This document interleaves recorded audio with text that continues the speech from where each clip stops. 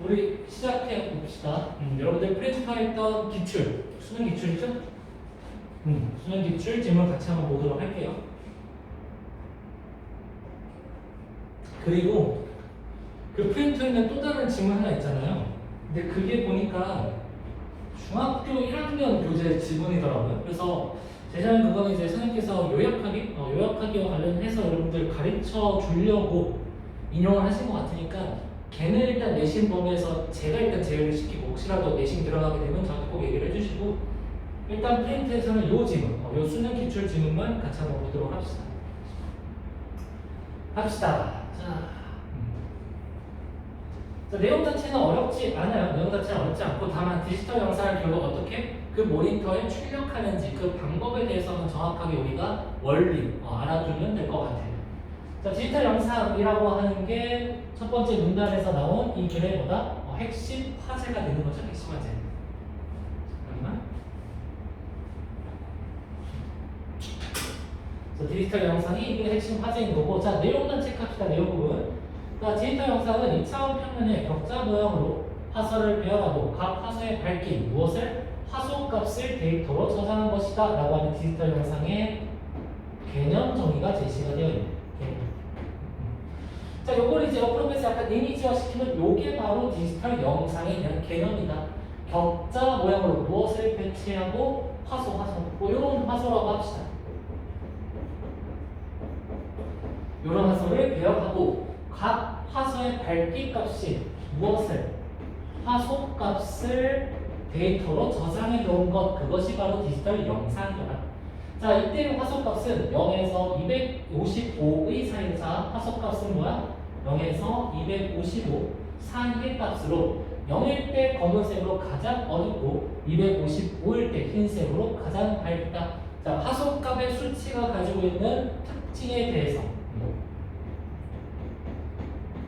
즉 숫자가 올라갈수록, 즉 화소값이 뭐 할수록 커질수록, 화소값이 커질수록 뭐 해진다? 밝아진다. 밝기가 올라가더라 라고 하는 정보의 비례관계 여러분들이 파악을 해두시면 되겠지? 그치? 자, 밑줄만 그어둡시다.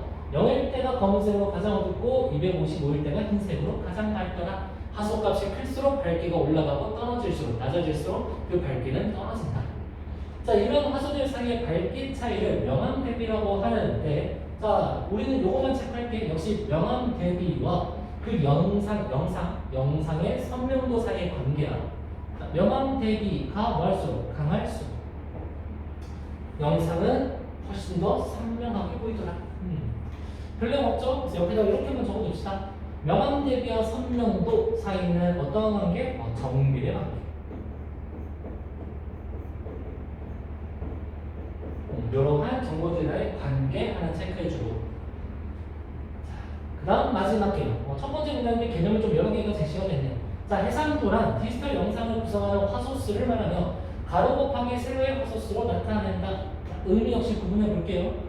디지털 영상을 구성하는 화소수가 해상도라고 하는 것, 즉 해상도의 개념 나와 있고, 그 다음 가로 곱하기 세로라고 하는 화소수, 해상도의 표시 방법.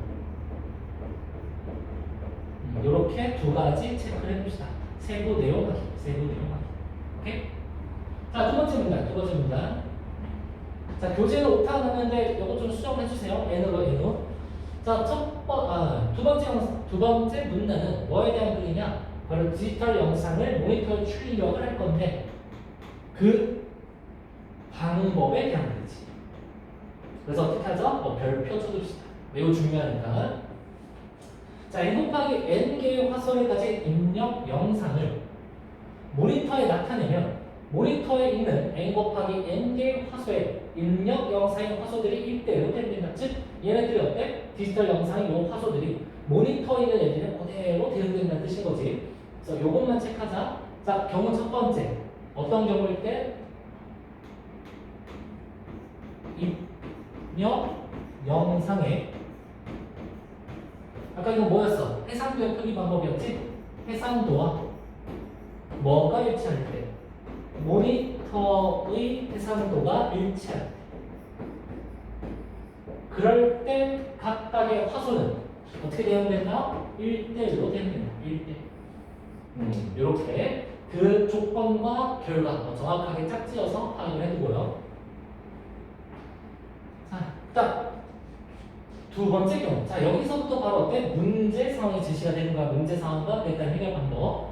자, 입력 영상을 확대하거나 축소하여 나타날 때는 1대1 대응이 되지 않는다. 자, 입력 영상을 확대하거나 축소한다라고 하는 원인. 그리고 그 원인에 따른 결과. 1대1 대응되지 않는다. 하필이면 그 결과가 문제 상황이에요. 그 결과가 문제 상황. 자, 문제가 등장을 했으니 우리 어떻게 하자? 그 문제를 해결할 해결 방법을 찾아보자. 밑에 해결 방법 나오죠? 어떻게 해결한다? 가상 영상을 만든다 라고 하는 해결 방법.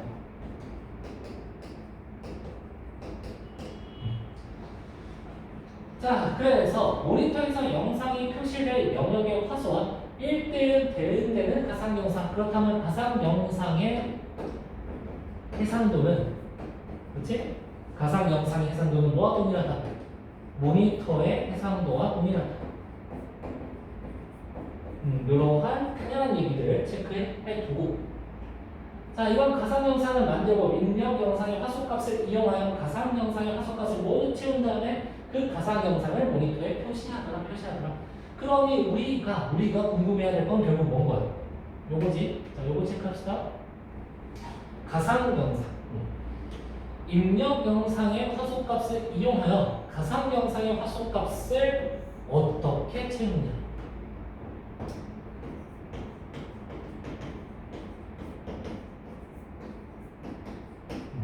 우리는 요거를 제대로 파악을 해야겠지. 그치?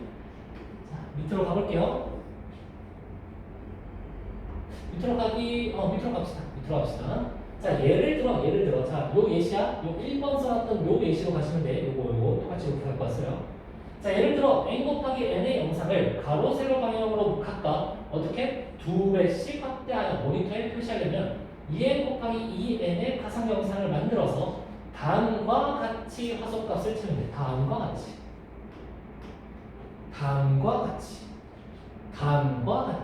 그 다음과 같이가 뭐예요? 밑에 내려가면 되겠지. 자, 그림처럼 입력 영상의 화소 A의 값을 가상 영상의 A0부터 A3의 4개의 화소에 그대로 복사한다. 이것을 무슨 방법이라 한다? 확대 복사 방법이라고 한다. 그 방법의 개념에 대해서 여러분들이 파악을 해두면 될 것 같아. 그래서 옆으로 뺍시다.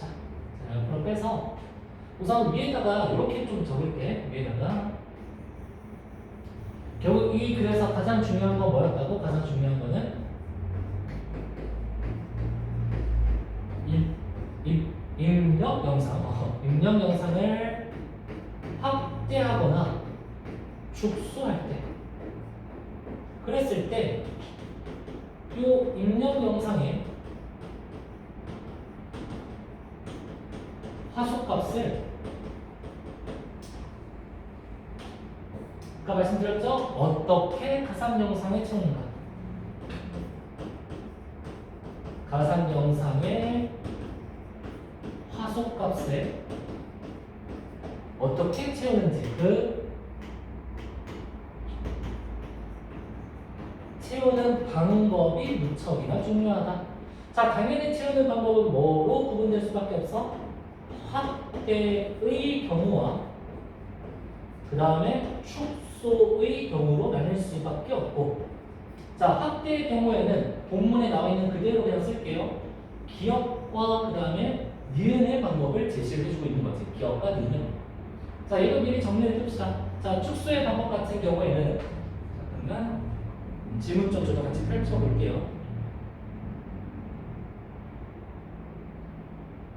오케이. 자, 축소의 방법 같은 경우는 선택 복사 방법과 그 다음에 어떤 방법? 영역 축소의 방법.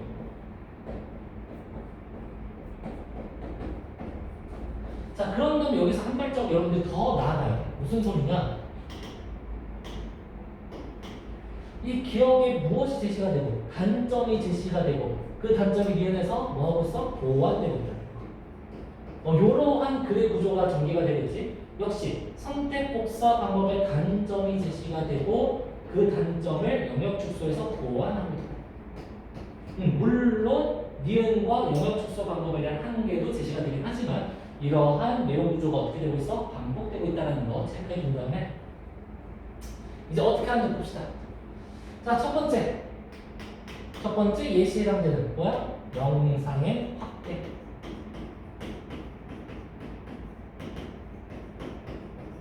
자, 기억의 방법대로 가봅시다. 확대 복사 방법. 어떻게 한다고요? 여기. 자, 입력 영상의 화소 A를 가상 영상에 그대로 4개를 복사한다. 왜? 각각 2배씩 늘렸으니까. 2배씩 늘렸으니까. 그치? 그래서 그림에서 보이듯 얘를 4개를 복사한다. A3. 그 다음에 나머지 것들을 어떻게 한다? 나머지 것들도 똑같이 4개를 복사한다.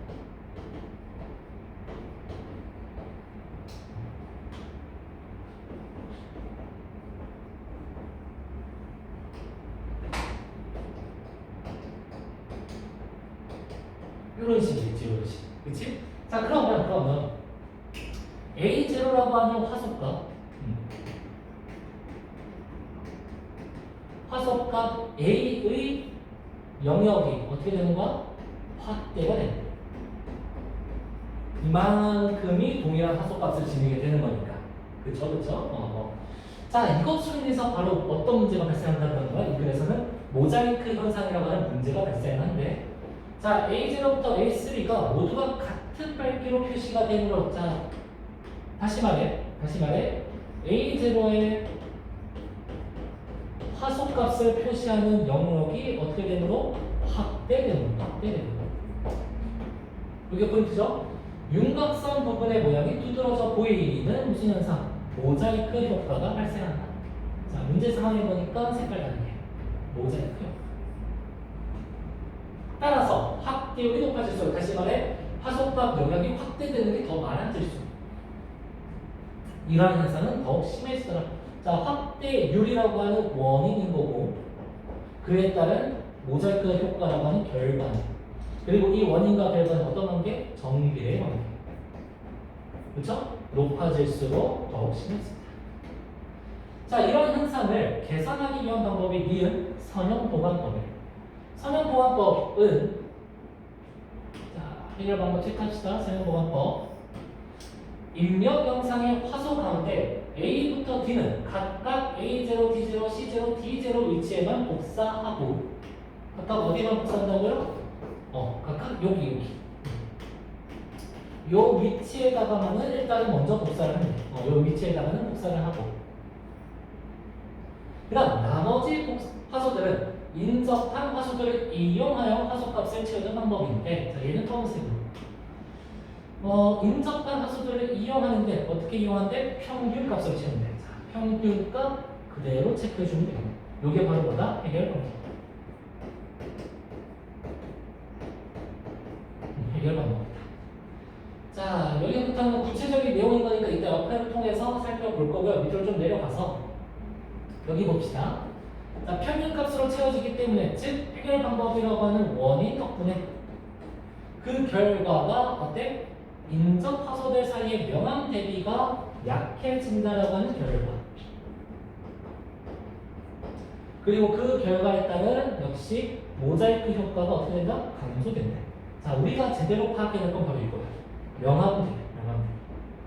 무슨 소리냐? 잠깐 더 위로 올라갑시다. 자, 확대율이 높아진다는 원인인 거지. 그리고 그 결과에 따라서 모자이크 현상이 발생한다는 거였는데, 사실 여기에는 한 가지 더 숨은 원인이 있었던 거야. 그렇죠? 자, 확대율이 높아지면 결국 뭐가 뚜렷해지는 거다? 명암 대비가 뚜렷해지는 거야.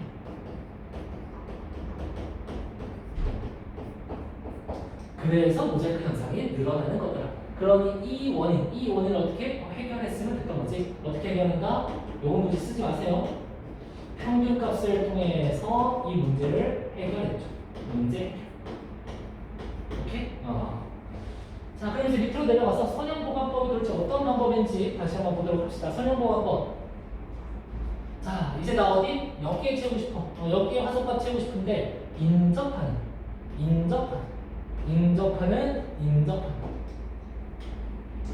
그래서 인접하는 얘네들의 무슨 값? 평균값. A0부터 그냥 여기서 D0로 갈게. 얘네들의 평균값. 자, 그럼 얘를 구하고 싶어요. 그럼 얘랑 인접한 건 누구야? 얘랑 여기랑 인접한 거. 그치? 그래서 A0 플러스 C0 2분의 A0 플러스 C0.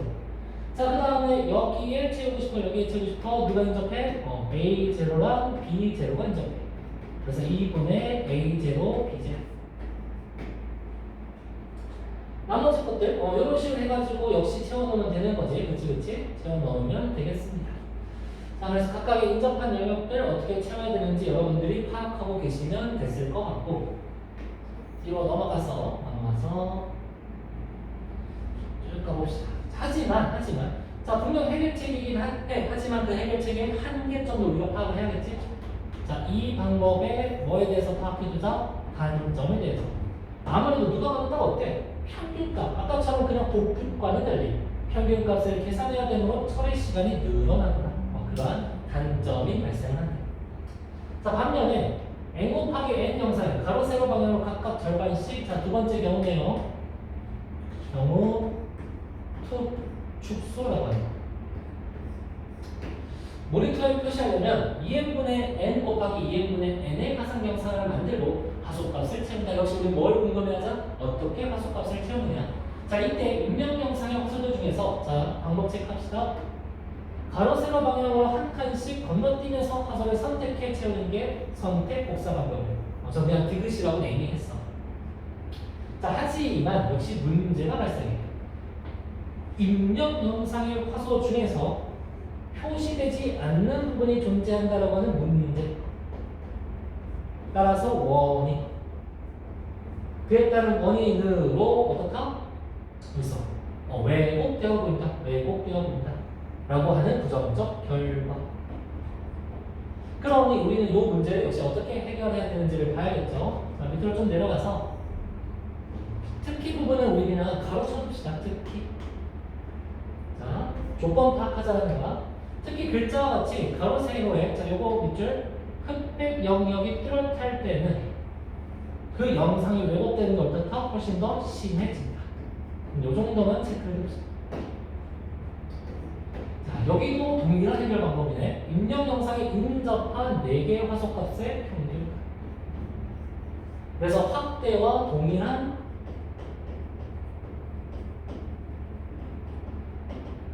해결 방법이다 라는 것을 우리가 인식하고 갑시다. 자, 그리고 그것을 뭐라고 하는데요? 영역 축소 방법이라고 한대. 네이밍은 좀 다르네. 아까 영역 확대 방법에서 문제가 발생했기 때문에 선형 보관 방법을 썼다면 여기서 오히려 영역 축소 방법이라고 하는 게 해결책이 되더라. 자, 그러나 역시나 위에서 동일한 단점, 연산량이 많아져서 처리 시간이 늘어진다. 단점 1. 그 다음 평균값을 채우게 되는. 자, 확대와 동일한 해결 방법에서 이 평균값은 결국 무엇을 떨어뜨리는 역할이었어? 명암의 대비를 떨어뜨리는 역할이었어. 그렇지? 그래서 모자이크 현상이 줄어들었잖아. 모자이크 현상이 똑같은 거야. 그 명암의 대비가 떨어지기 때문에 단점 두 번째, 명암의 대비가 강한 현상의 경우 오히려 그 대비가 약해지는 단점. 단점 2. 즉 원본과 뭐가 발생한다? 차이가 발생한다 라는 거겠지. 원본과의 차이.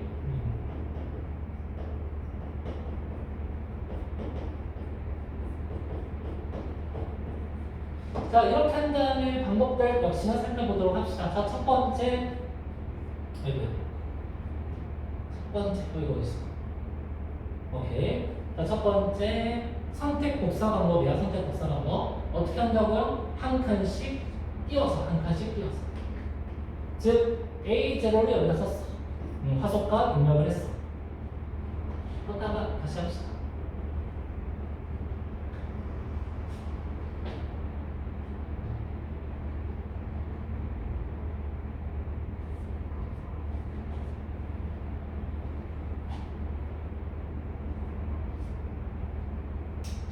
왜 이러지? 오케이. 자, A0를 여기다 쓰면 그 A0랑 가로 세로 한 칸씩 띄어서, 그렇지? 한 칸씩 띄어서, 한 칸씩 띄어서 A2 그 다음에 C0 역시 C0에서 한 칸씩 띄어서 한 칸씩 띄어서 그러면 여기는 C2 이런 식으로. 자, 그랬더니 뭐가 발생한다? 영상에 왜곡이 발생한대. 좋은 예시 찾았어요. 좋은 예시. 이게 그때 수업 때 기억이 안 나가지고 예를 들어서 이런 글자라고 합시다. 기라고 하는 글자, 기라고 하는 글자. 그렇다면 지금 제가 이렇게 칠할 부분이 있지. 이렇게 칠할 부분이 바로 뭐야? 검은색의 영역이죠. 검은색의 영역. 그 다음에 여기가 백의 영역. 자, 그럼 아까와 같이 이쪽을 입력을 했다고 합시다. 그러면 뭐가 채워져? 검은색이 채워져. 근데 한 칸씩 띄운다며. 여기네. 그치? 역시 한 칸씩 띄운다며. 여기와 여기. 그러면 얘를 축소했더니 기라고 하는 게 아니라 그냥 뭐가 발생해? 점이라고 하는 것밖에 없는 거잖아. 검은색 점 하나. 아, 뭐가 된다? 흑백 영역이 뚜렷할수록 글자가 깨진다. 이해되죠 이제? 요 예시를 파악을 해두면 될 것 같고요. 그 다음에 아까 평균값은 위에서 파악을 했으니까 여기 굳이 안 할게. 아까 동일하게 얘네들의 평균값. 어떤 평균값? 인적 영역. 인적 영역. 인적 영역. 인적 영역. 인적 영역. 그렇잖아. 아까 가로 세로로 두 배로 늘렸듯이 얘는 가로 세로 두 배로 축소를 해야 되니까 얘네들이 인적 영역으로 묶이게 되는 거죠. 그래서 A0, A1, B0, B1 곱셈이라고 생각하지 말아줘. 그냥 덧셈이야. 4분의 1. 그 다음에 A2, A3, B2, B3 역시나 이런 식으로. 어떤 느낌인지 알겠지? 이렇게 인정률의 평균값으로 하자. 그런데 뭐가? 왜곡은 줄일 수 있더라도 그 왜곡을 줄이더라도 뭐가 발생한다? 명암의 대비가 낮아져서 명암이 뚜렷했던 원본의 영상과는 차이가 발생하고 역시나 평균값을 구하다 보니까 연산 처리 속도가 늘어나게 되더라라고 하는 단점이 발생하네요. 오케이, 오늘은 여기까지 하도록 하겠습니다. 여기까지 하도록 할게요.